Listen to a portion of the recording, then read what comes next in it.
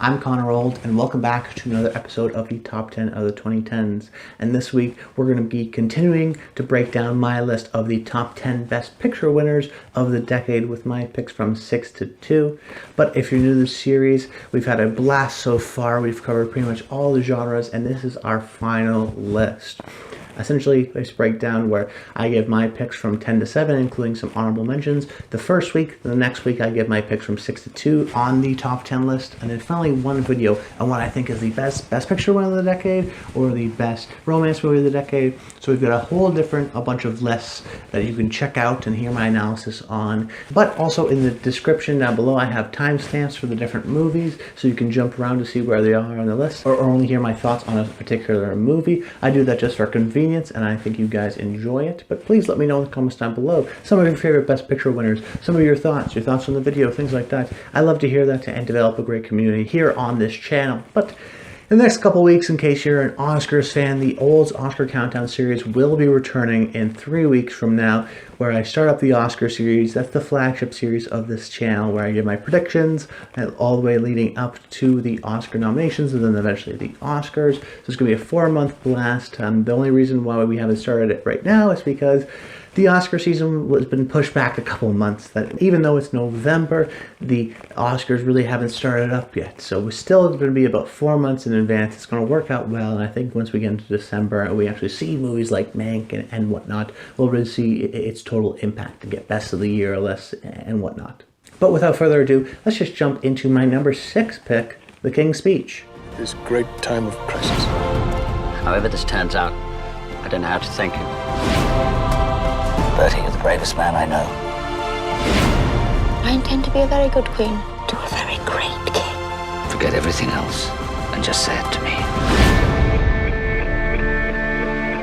Last week I mentioned a sort of Best Picture curse, this idea that some movies get maligned because they're just a little bit lukewarm reception. Some movies get maligned because the other movie should have won. And I think The King's Speech has had a sort of Best Picture curse towards it. The Social Network, also released in 2010, was a significant contributor and actually could have won Best Picture, but didn't. And now in hindsight, I think a lot of people look back at that as a poor decision, because a lot of people agree that The Social Network maybe is the best movie of the decade, not only of just 2010. So it didn't even win the Oscar. How did that happen?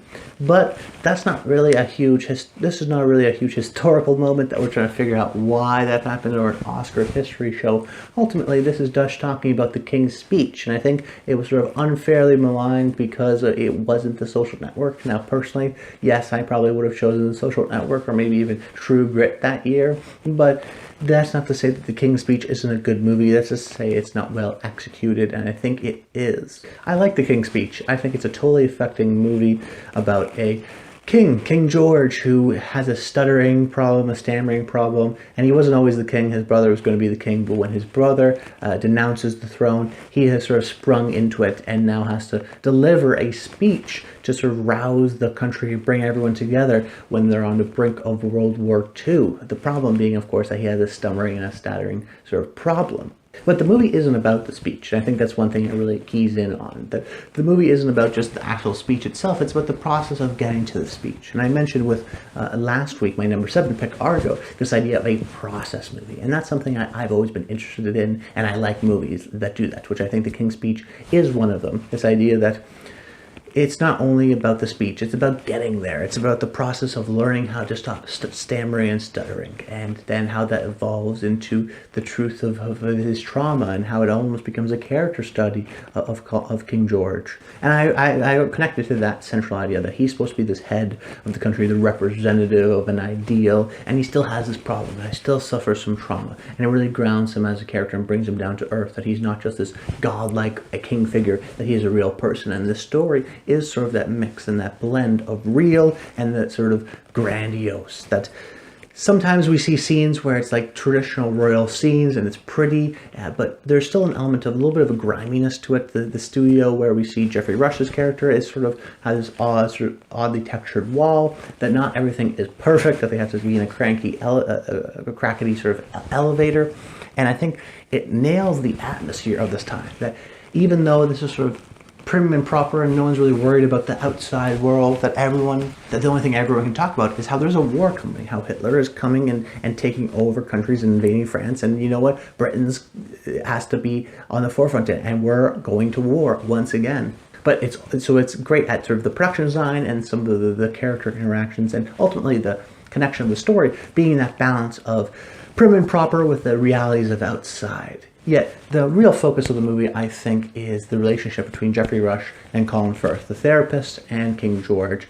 And I think they're both really terrific and work together as a friendship and a chemistry and a back and forth. Geoffrey Rush is really terrific at being a balanced therapist. At one time, he'll say something and then he'll see it's uncomfortable to George, and then he'll maybe back off of it and redirect the conversation to something else. But he's sort of maneuvering in and out, and then but certain times he strikes, and when he sort of hits a nerve, he really focuses on it and pushes it and tries to get a little bit more further of the progress. So learning, understanding, proving to George that he's a reputable man, that this is something that can be solved, and even just larger the idea of stammering. It's not something that's a disease that you can take antibiotics to get rid of. It's this idea that no, it's actually something that's mental. It's a blockage, and it's something that can be managed and even overcome. And that sort of ideal hope, which leads the sort of second half of the movie, the relationship between the two men. The idea that they're going to come up to constant sort of obstacles, but then trying to overcome them because this deadline is coming up, because you have to deliver this speech. So in one part, it's a little bit about sort of the questioning and the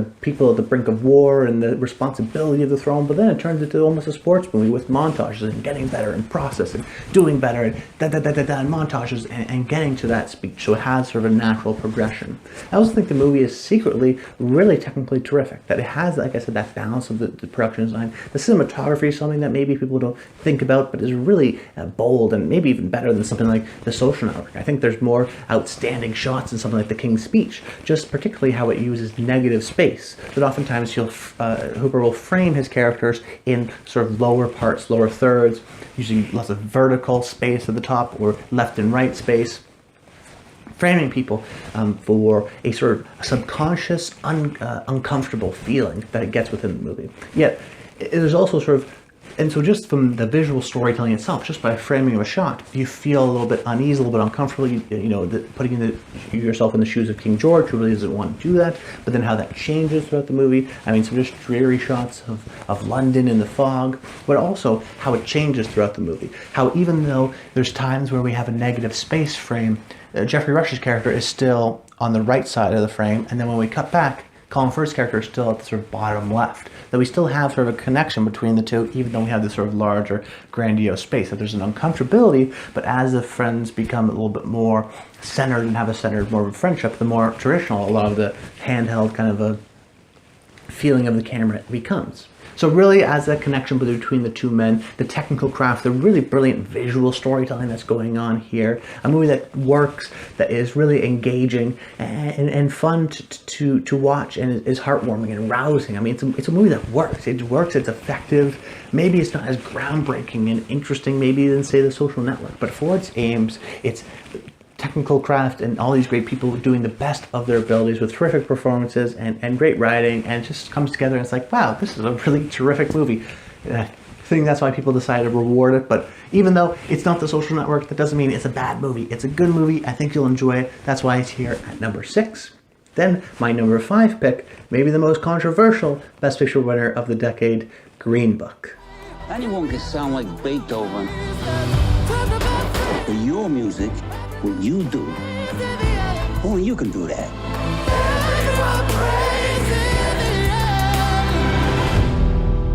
Another Best Picture kind of a curse, but just in terms of its perception. It's only been less than 2 years since Green Book won Best Picture, yet it still has this terrible reputation. It's already developed a kind of terrible reputation. This idea that it's crass, that it tries to solve race relations in a movie, and it's primitive in that respect, or insensitive, and it's sort of this idea paired with something like Crash, where it's like, it's crazy that won Best Picture. That's not even a good movie.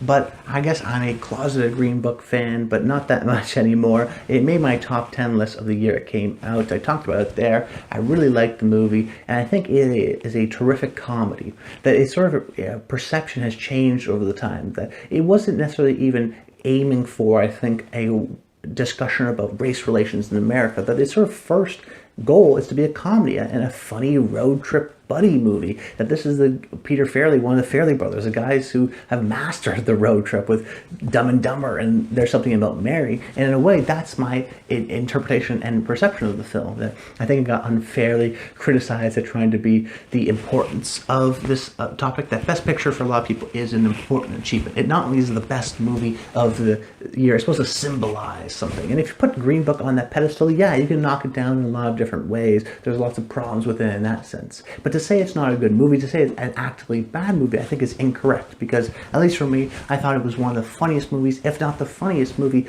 of the year. And I think that for a lot of people, it was only after it won Best Picture or had some Oscar consideration that it sort of got hated on. That for the most part, a lot of people who saw the movie for the first time, like I did in October, November, watching the Oscar conversation, was like, hey, this is a really entertaining movie that we enjoy, and it's sort of a crowd pleaser.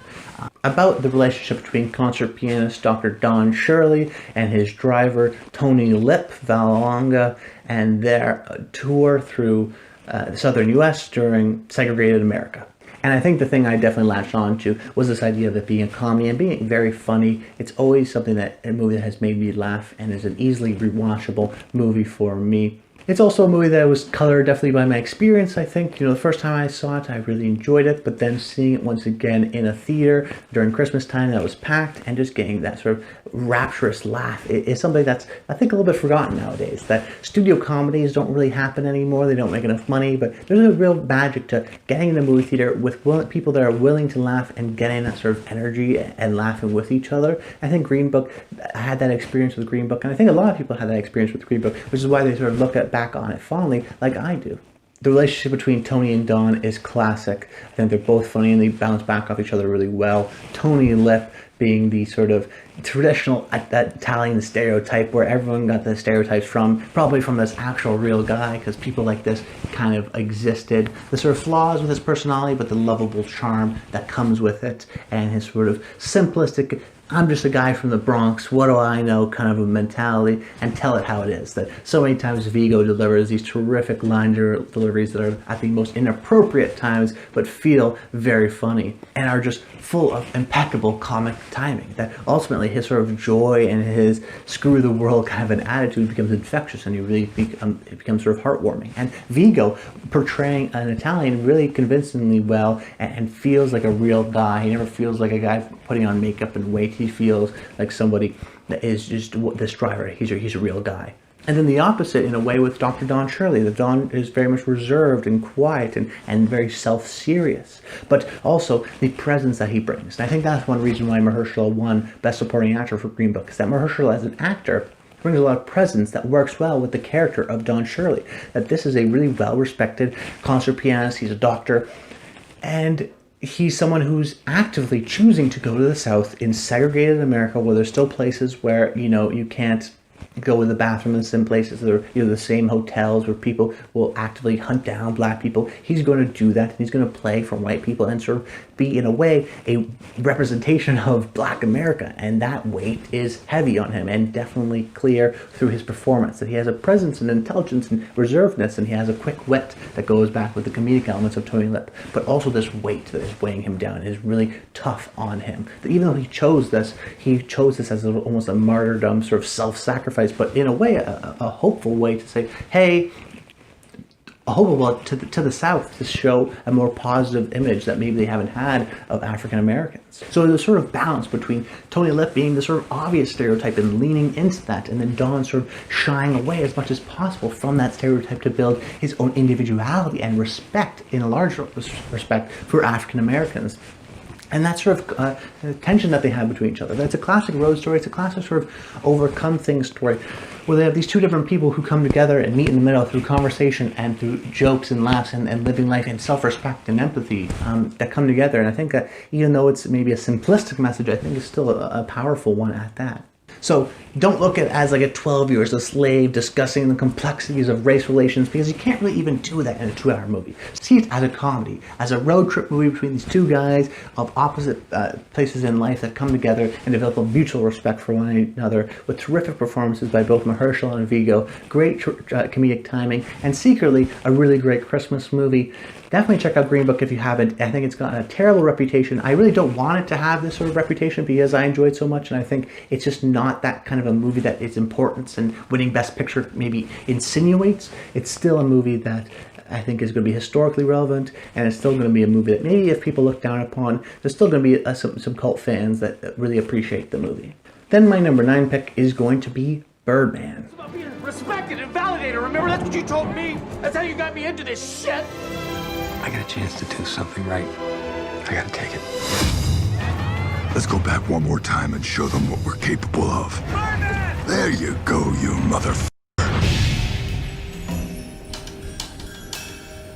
A subtly important movie from this past decade, and I say subtly important because I think this movie really inspired future generations and definitely the second part of this decade's obsession with the long take. Now, the long take being the sort of continuous one shot that never cuts and sort of moves, and with the invention of the digital cameras and the prevalence of them being now equal to the film camera, you don't have to run out of film. There's not a 27-minute timer that you can just essentially do a movie all in one take. And where there were movies before this, something like Russian Ark did in 2003, I think Birdman is an important movie because it was the first important Hollywood Oscar movie that really showed everyone, hey, this is a way to do things. Now, I say subtly as well because not a lot of movies have done all in one take. I mean, you have 1917, you have Blind Spot, but it's also a situation where just long takes in movies have become more prevalent. That in something like John Wick,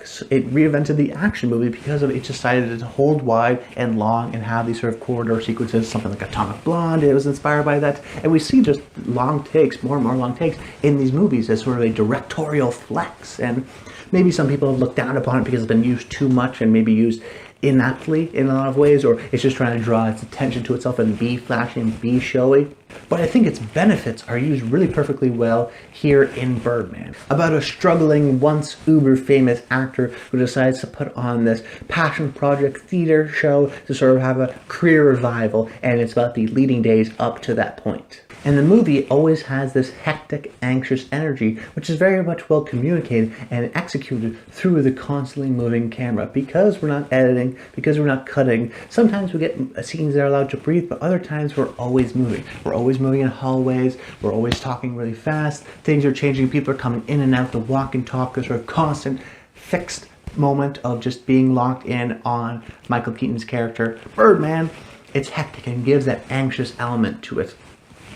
And this idea of being in a theater production and being everything on all chips on the table and the hectic element of it really comes through clearly here.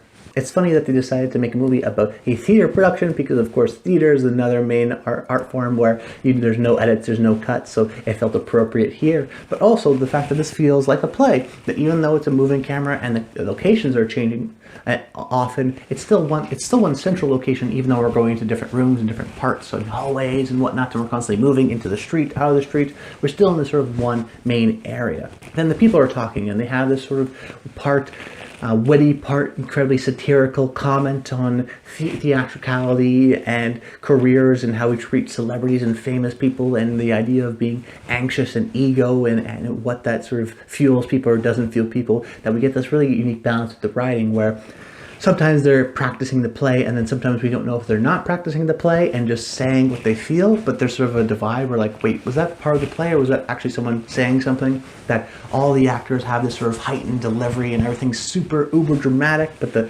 actors really take to it to water. I think this is some of the best work of a lot of these actors in this decade. Michael Keaton coming back, Emma Stone's great, Edward Norton delivers terrific, Naomi Watts, Zach Galifianakis, they all are really giving some of the best performances of their decade in this movie.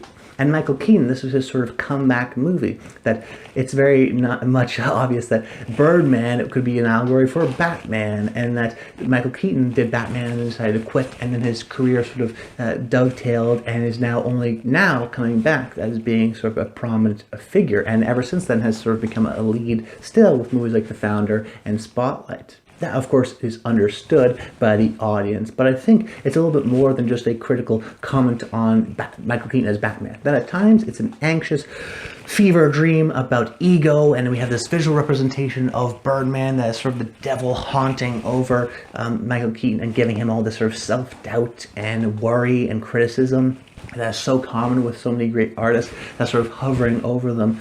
But also it's an ensemble movie that sometimes we go and see the other characters, and it's about more than Michael Keaton. It's about art, and it's about the relationships and father-son, and the idea of being all self-consumed and who that hurts. And this may sound very pretentious and artsy, and in a lot of ways it is, but it is just an insane fever dream. It says, let's take you by the horns and show you a real, fantastical, surreal representation of ego and art, anxiousness and self-criticization, while also analyzing the theater process and seeing how that works, and commenting and satirizing in a lot of ways. I mean, critical of this process and the people who are in it, and the critic and the artist, and what that even means in the larger context of society, but how that's such an integral part of their world. It's a movie that's fascinating because it's a one-take movie, because it adds the anxious energy to it, because you never know where they're going to cut. It's an element to that it's brought to the movie that adds, I think, a lot of the enjoyment, while also working to best serve the story. That this is a really terrific way and a unique way to tell the story. And I think there's still going to be a lot more movies that decide to do this one take or have these longer takes to express different ways of these themes and this idea of anxiousness or pace or rhythm. It's very clear here, all within how it's paced within Birdman. So for a bold, smart, satirical movie about art, artists, and the ego, and the unexpected virtue of ignorance, definitely check out Birdman. Then my number 3 pick is going to be Spotlight. I'm not crazy. They control everything. This is not just Boston. It's the whole country. It's the whole world. They knew, and they let it happen. It could have been you. It could have been me. It could have been any of us. An odd year for the Oscars, if you remember. One of the most unsure Oscar years of the decade, where the PGA went to Big Short, the DGA went to The Revenant, the SAG went to Spotlight, BAFTA I think went to The Revenant. It's like, who are we going to listen to? Who's going to win? So even looking back to it, I sometimes forget that, oh yeah, Spotlight won this year, but I am glad it did. It's a movie about these group of journalists who uncover a sexual abuse scandal in the Catholic Church within not only Boston, but within the larger world. Similarly to something like The King's Speech, I think it's another process-driven movie where once we hear the story, we become engaged with the movie. And I think that's a real benefit of this movie, and why I enjoy it so much is that it's an incredibly engrossing movie. You're totally engaged within the movie, that once you hear the story, you're like this group of journalists and you become obsessed with it and obsessed with following them and just plunge head first, where you learn one thing and you go, oh wait, really, that's something? And then you learn something else, and that's a weird coincidence, and then you dive more and it's like, holy, this is bigger than we thought, and there's 5 priests, holy, that's crazy. And then, wait, there's more? There could be potentially 17? And then you keep on going and it gets bigger and bigger, and you cover more and more stuff, and you pull one thread and you learn something else. It's an incredibly great investigative journal movie, and this idea of journalists as sort of their important role within society this is a great example of it. Now, I've seen a common through line throughout a lot of these movies, and I think applied to especially even the number 2 pick, but something like King's Speech or Argo, where these are just really terrific movies that are executed perfectly, that there's very few flaws with this movie, that it may not be as ambitious sometimes as something like Birdman, but Argo and The King's Speech and Spotlight just work. They're paced perfectly, they're engaging, they're linear stories with interesting stories, with great writing, with great performances. It just works together. It's maybe formulaic, it may be existing to a pre-existing genre, but it's just a fascinating movie that, especially with the ranked choices, the preferential ballot for Best Picture, I think a lot of these movies that are just sort of generally liked and well made, those movies that come out on top, the sort of immaculately produced kind of a movie. But with Spotlight, I think this is probably the best journalistic movie since Zodiac, and unlike something like All the President's Men, I think is actually more universal than even something like Zodiac, or specifically All the President's Men, where that movie you have to know a lot about Watergate and American politics, and I remember watching it, I was really confused. I think Spotlight works just because it's universal. It's about attacking a system, it's about religion, something that we're all familiar with, and something that actually affected the Catholic Church not only in Boston, but throughout America, throughout other parts of the world. I mean, it really hit almost every country in the world, this kind of a scandal, this kind of systematic, institutional moving around of these sexual abuse scandals without addressing the problem. And I think this movie is also a definition of subtle at focusing on and portraying on realism. That even though it has a lot of these big name actors, they're not doing a lot. That the dialogue feels real, feels very toned down the way people would do it. There's not a speech every 2 seconds, especially even the world that they're in. Boston Globe is immaculately created to look like the actual floor room. And then you have all these small little moments where they're in the office, where they're in different people's offices when they're on the sort of large open desk floor room. And they go to different people's desks and say what's going on there, or in the sort of small concessions cafeteria area.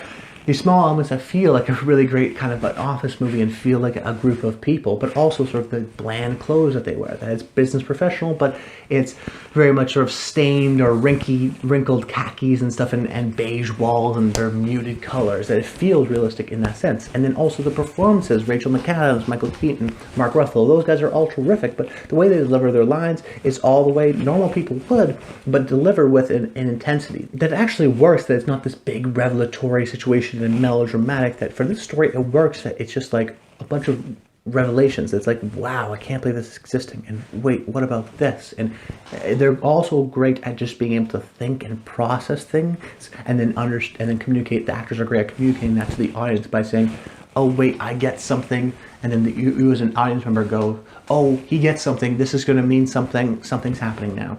So, and a terrific ensemble, all really dialed in and perfectly pitched, so that when near the end of the movie we do get a couple big speeches. One in particular, that was always a scene that worked for me in terms of its emotional impact, because we earned it, because this is a situation where it's incredibly stressful and pressurous on these journalists, going against the institution, going against the system.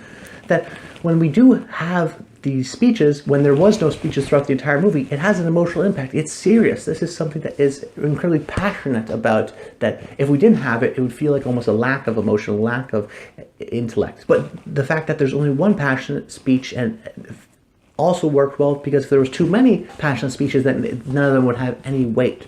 So just the way it's paced, the way you become incredibly engrossed in the movie and covering one secret into the next about how we have a story, but now we have to dive deeper or change the perspective. It's not about these priests, it's about the system. Having a good editor. I mean, Leo Schreiber is really toned down, but terrific and particular in this sense as well. But also, I think, as much as it is about the institution and getting down these systems of how the Catholic Church moved around these priests, but also about how recognizing your own biases, how the Catholic Church is so intrinsically connected, in this case with Boston, that a lot of people didn't know, how there was a scheme of lawyers who were selling this stuff out of court and letting it happen, and a lot of people turning a blind eye. This idea of diffusion of responsibility was very clear in a realistic sense here, and I think also understands many characters in the world, in the situation of the Boston area, and feels authentic to there, although I've never lived in Boston, so I can't say for sure. And it becomes one of the, it's one of the most engrossing movies until the sort of final end credit scene, in which it's one of the most horrifying movies I've ever seen this decade. I mean, I thought it was going to be cute at one point and put it on the top 10 horror movies of the decade list, because I think that final end credits text blocks is one of the scariest scariest things I've ever seen. It's just a huge, small text blocks of all the places where major scandals happen. And it's just like one big text box after another. It wasn't just Boston. It wasn't just 90 priests in Boston or 150 or whatever it was. It's more in all these different places. It was a large-scale thing. It destroyed the Catholic Church in the 21st century in terms of its engagement. And this was a huge story, one of the biggest stories probably maybe of the century so far. And to see it done with such class and such respect and such interest in terms of an investigative movie, it's rare that we see these days. I think it's a movie that maybe doesn't have a huge cult fan base and people are like, Spotlight, yeah, I love it. But I think people who see it will go like, wow, this is a really amazing movie. This is a special movie and deserves to be celebrated. And we'll look back and say, you know what, 2016 was a good year, yeah, but you know what, Spotlight's a really good movie. I'm not mad that it won Best Picture. As a matter of fact, I think it's a good pick. Then my number 2 pick, we're going to be talking about Parasite. But you may say, Connor, wait, haven't you already talked about Parasite? Yes, I have. And for the most part, I've tried to sort of work out the series where if something doesn't qualify for action, or it'll show up in sci-fi, or if something doesn't qualify for biopic, it's going to show up later, so don't worry. I could have included Spotlight for Best Biopic Movies, but I knew we were going to be talking about it.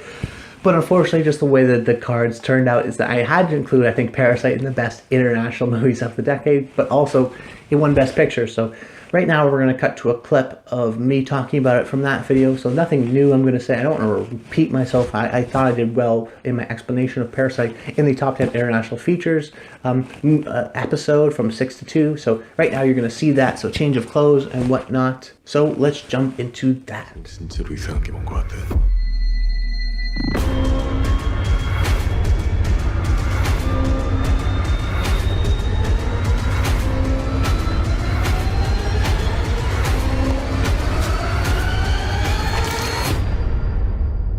The Oscar Best Picture winner of last year, maybe the most important movie of the decade, definitely the most important international movie of the decade, and maybe a perfect movie. These are all maybes, but I think it could qualify for every single one of them. It is without a doubt a landmark movie within this decade. It was on my top 10 list of last year just for the top 10 movies of 2019. Of course, it had that surprise sort of Best Picture win and really shocked a lot of the world, sort of showing a sign of where the Oscars are going now. But I did talk about it in some of the videos there, but in this video I still want to talk about it more and break down and analyze why it was such a global phenomenon and why it is still only number 6 at my only number 6 on my list of the top 10, and why it's not, say, number 1, which is maybe the expected answer for a lot of people. Now, like I said, with all these lists, it's not necessarily the best of the decade or on these lists. If it's the best romance or best action, or in this case, the best international movies. Parasite may be the best in terms of it's the most well-made. I find very few flaws with it. It very well could be described as a perfect movie. However, when I talk about these movies on my list, ultimately there's personal bias that comes in. Ultimately, there's some of my favorite movies, and I enjoy 5 other movies more than Parasite. But we're not here to sort of degrade Parasite. It's number 6 on my list. I really love the movie. About a family who is jobless and sort of struggling with employment, who decides to, when one of the son gets an employment opportunity as a tutor with a rich family, he decides to sort of conspire to get the entire family working for this rich family. Similar to other movies on this list, it is one movie that you think it is, and then it's something else, and then it diverts, and then changes, and something else, and always keeps you on your feet. And I think that element, that unpredictability, adds to a large reason why I think the film was such a big success at the Oscars and why it was such a global phenomenon. I think a lot of people are looking for different and unique things, and because of the sort of entertaining element and sort of the incredible critical praise as well as the sort of genre trappings that Bong Joon-ho is so great with and also does it here, I think that it's a movie that transcended it because it was an easily digestible movie, but also that story was so strong and so unique that people were really attracted to it. That there is a lot of sort of unique stories all the time, particularly from international movies that a lot of just general sort of moviegoers wouldn't have seen. But for some reason or another, I think because of the combination of it being a genre movie, incredibly well made, has awards buzz, with this incredibly great story. It's not sort of boring and art housey. It really does work and was able to penetrate. And I think a large reason has to do with that story and the unpredictability nature of it. But that's not to say it's just a shocking script that it just goes from one scene to the next. That there is an incredible amount of development and payoff. That the movie is constantly setting things up to pay things off. It's all about perspective and really comparing and contrasting these two families and their viewpoints and their sort of social standing within Korea. And I think it really has that right balance of thematic elements along with these sort of screenwriting tropes of setting things up and paying it off and having these sort of perfectly paced events so you're always engaged. It really is paced well for that. But then also on top of that has these strong social sort of thematic elements. There's one scene where a heavy rainfall causes sort of a flood to one family's apartment, and then the other family talks about how they love the rain because they love the smell of it, of course not realizing what had happened to the other family the night before. So there's these small little things where personally, this movie I think is a political movie, but it's not overtly political in the sense that you can't watch it without that. That's similarly to a movie like Get Out. I think it's a movie that you can just enjoy straight up as a suspense thriller, and it works for that. But if you want to rewatch it and you really want to point out and stick to some of these sticking points of the political divide, of the sort of class divide that Bong Joon-ho is commenting on here, through these subtle moments like that sort of rain scenario where you don't necessarily totally pick up on the first time unless you're, of course, an attentive viewer.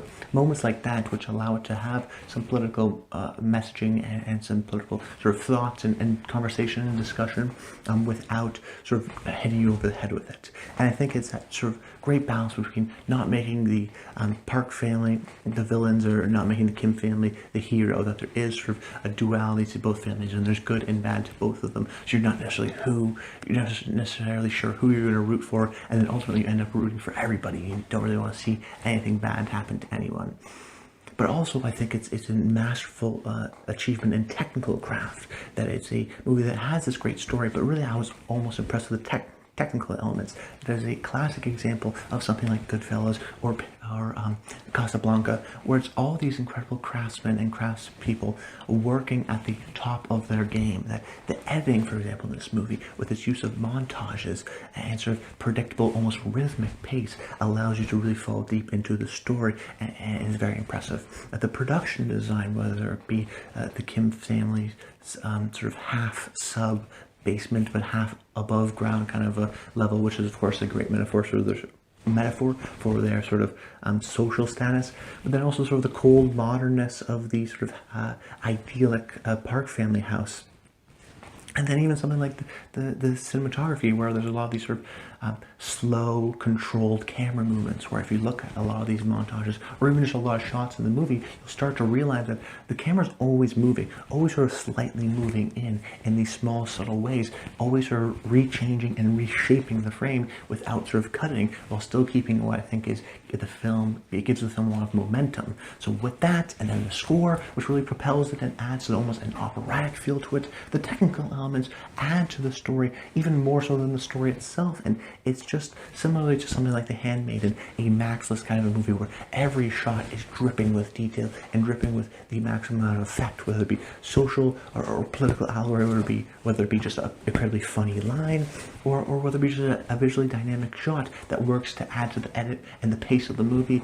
It seems like a movie that was in Bong Joon-ho's head and was executed sort of masterfully. I think it was rightly deserving of the Best Picture winner in terms of just its incredible achievement as a film. But that's about it, guys. Back to the normal day timeline. I hope you enjoyed the video. Make sure you comment below. Let me know what some of your favorite Best Picture winners of the decade are. I'd love to hear your thoughts.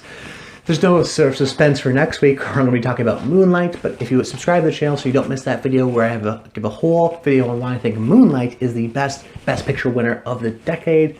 That's about it. Until next time, stay tuned.